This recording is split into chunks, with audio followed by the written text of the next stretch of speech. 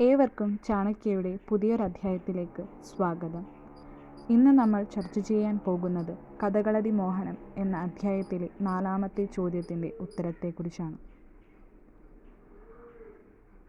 ആദരാലെങ്കിലും കോരി വിളമ്പിയാൽ സ്വാദില്ല എന്ന് വരുമിനി നിർണയം. കല്യാണ സൗഗന്ധികം തുള്ളൽ കുഞ്ചൻ നമ്പ്യാർ.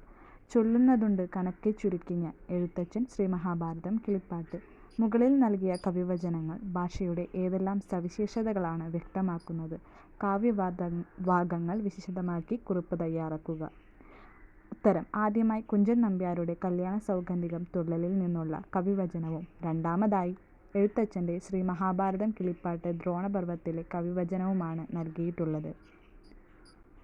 ആദരവോടെ ആണെങ്കിലും അധികമായി കോരി വിളമ്പിയാൽ എത്ര സ്വാദേറിയ ഭക്ഷണത്തിനും സ്വാദില്ലാതെയാകുമെന്ന് കുഞ്ചൻ നമ്പ്യാരും നന്നായി ചുരുക്കി പറയാമെന്ന് എഴുത്തച്ഛനും പറയുന്നു. ഭക്ഷണം ആവശ്യത്തിന് മാത്രം കഴിക്കുമ്പോൾ അതിന് സ്വാദുണ്ടാകും. എന്നാൽ അത്ര പ്രിയപ്പെട്ടതായാലും ധാരാളമായാൽ രുചി തോന്നുകയില്ല അഥവാ മൂല്യം തോന്നുകയില്ല. അധികമായാൽ അമൃതും കഴിക്കും എന്നതുപോലെ ഇതുപോലെ തന്നെയാണ് ഭാഷാപ്രയോഗത്തിൻ്റെ കാര്യവും. ഒരു കാര്യം വലിച്ചു നീട്ടി പറയാതെ കാര്യം ചുരുക്കി പ്രസക്തമായി പറയണം. അമിതമായ ഭക്ഷണം പോലെയാണ് അധികമായ ഭാഷാപ്രയോഗം. ഭാഷാപ്രയോഗം മിതവും അർത്ഥവത്തുമായിരിക്കണം. ഇത്തരത്തിൽ മലയാള ഭാഷയ്ക്ക് അമൂല്യമായ സംഭാവനകൾ നൽകിയവരാണ് എഴുത്തച്ഛനും കുഞ്ചൻ നമ്പ്യാരും.